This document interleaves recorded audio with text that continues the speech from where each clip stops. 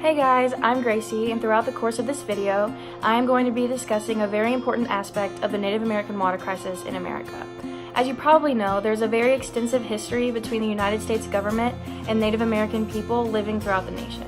From the beginning of United States history, Native people have been unfairly discriminated against and tossed aside when it comes to their well-being and prosperity. This discrimination has led to Native American tribes not ever being provided with the necessary resources to survive and live a proper, healthy life.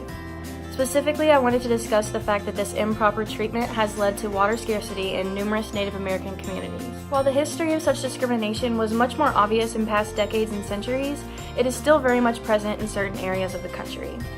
Even though America is moving towards a more judgment-free and accepting society, we still need to realize that this is not an issue of the past, but that discrimination is still significantly affecting these people and their basic human needs. Alright, now I think one of the most important things to look at in any water crisis or issue in the nation is the information presented by the government itself in the Clean Water Act.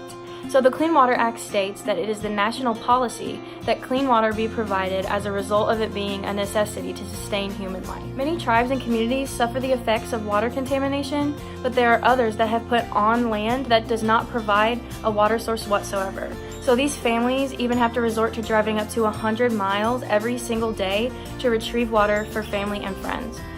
Many Native American families are not provided with the same opportunities, education, and other American privileges that other people have the luxury of. While this of course is also a problem, I want to stress the fact that the government keeps finding ways to get out of having to provide Native communities with water sources.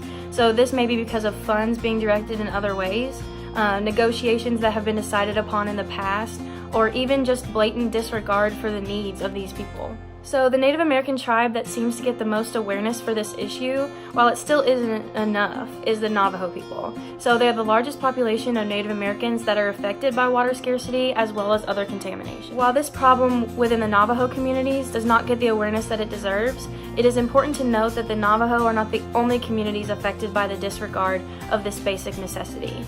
So according to Indian Health Services, 26,000 American Indian and Alaska Native homes lack access to a safe water supply and/or waste disposal facilities. And when considering the living conditions on reservations and in some other Native American communities, it seems completely unfair that people of different backgrounds live privileged lives, while Native people suffer just to get by. There is nothing that should be denied because of someone's socioeconomic status, background, or ethnicity. And this is something that the American government claims it believes, but is obviously not executed in its actions.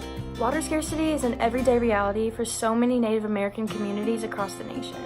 There are nonprofits and other organizations that have been working towards a solution, but the problem is far from over. The U.S. government must stop disregarding the issues presented by Native peoples and finally provide them with proper living conditions, starting with practical water sources on reservations and other Native American land. On top of the plethora of problems that life brings for everybody, no one should have to sit and worry about not having the water they need to survive and maintain a healthy life.